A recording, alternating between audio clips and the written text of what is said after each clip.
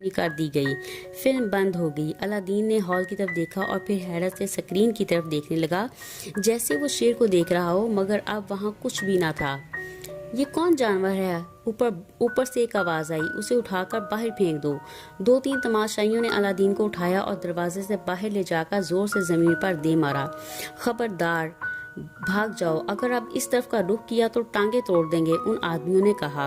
Aladdin को गिरने से सख्त चोट आई थी, मगर वो खामोश ही रहा। अभी वो उठने भी ना पाया था कि हॉल का दरवाजा बंद हो गया। अलादीन ने उठकर अपने कपड़े झाड़े और बाहर की तरफ चलने लगा। कमाल है, खामखा ही गले पड़ने लगते हैं। इतना बड़ा शेर था, अगर वाकई मुझ पर छलांग लगा देता तो क्या होता? क्या मैं अपनी जान भी ना बचाता? वो बुड़बुड़ाते हुए चलता रहा।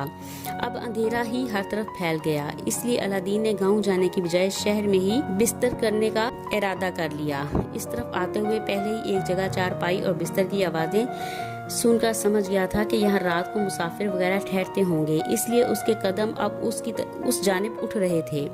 वो रात उसने होटल में गुजारी और सुबह सवेरे उठकर शहर से बाहर चला गया, क्योंकि गांव में रहते हुए रफा हाजत के लिए रोजाना बाहर जाने की आदत थी। दूसरी सड़क पर एक और सिनेमा बना हुआ था। अलादीन ने देखा तो और भी खुश हो गया, क्योंकि ये कल वाले सिनेमा से बहुत बड़ा और खूबसूरत था।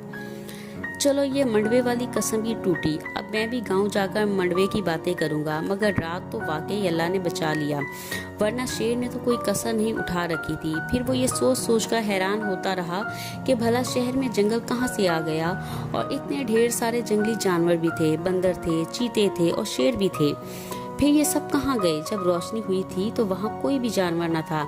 जरूर ये शहर वालों की कोई कारीगरी होगी। शहर वाले भी अजीब हैं, उनका भी कुछ पता नहीं चलता कि ये क्या करें। अलादीन ने इस सिनेमा के गेट पर लगे हुए बहुत बड़े बोर्ड को देखते हुए सोचा। तेजी से कदम उठाकर उस जगह से दूर होने की कोशिश करने लगा।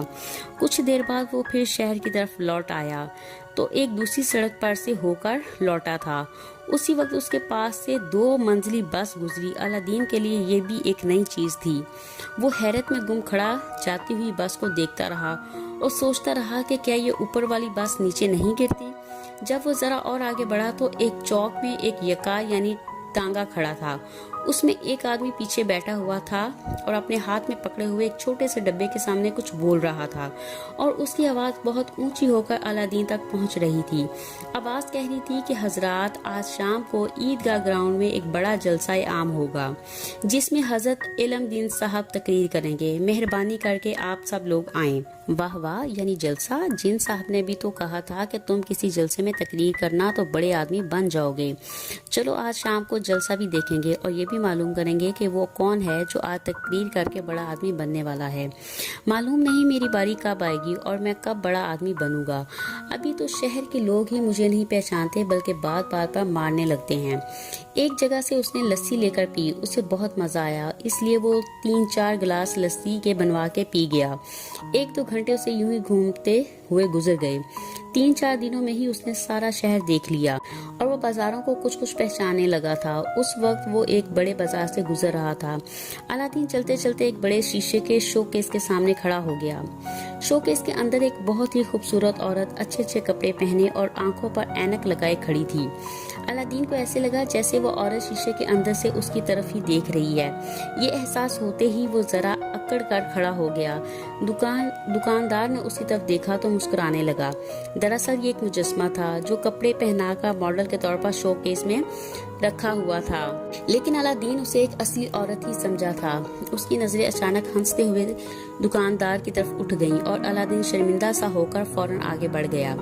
आगे एक जूतों की दुकान थी। दुकान के बाहर एक बहुत बड़ा जूता लटक रहा था। अलादीन ने जूता देखा तो फिर हैरान हो गया और सोचने लगा कि ये जूते कौन पहनता होगा। अभी उसकी हैरानी दूर भी नहीं हुई थी कि एक दूसरी दुकान के आगे बहुत बड़ा कलम लटकता हुआ नजर आया। ये किताबों की दुकान थी। क्या ये कलम भी इंसान इस्तेमाल करते होंगे?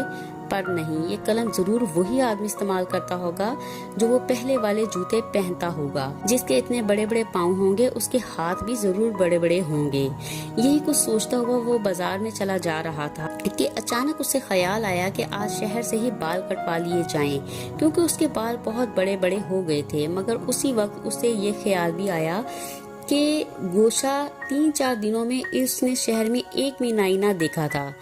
क्या शहर में नाई नहीं होते? शहर के लोग कहाँ से हजामत बनवाते होंगे? उसने इधर उधर से गुजरने वाले लोगों की तरफ देखा और उनमें से कई आदमियों की बनी हुई हजामत देखकर मुतमईन हो गया।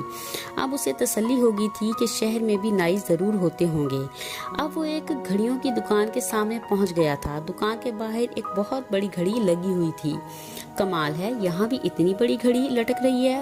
आखिर ये माजरा क्या है? अलादीन ने फौरन दिमाग पर जोर दिया तो सारी बात समझ में आ गई। ओहो, तो बात ये है। वो दिल ही दिल में बोला, मैं भी कितना बेवकूफ हूँ जो पहले ये बात ना समझ सका।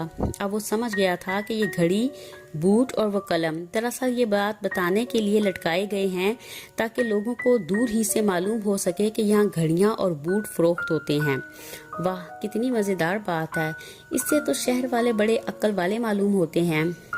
ये शहर वाले भी अजीब और नए नए काम करते हैं। अब उसे इस बात की धुन सवार हो चुकी थी कि वो जल्द बाल कटवा सके।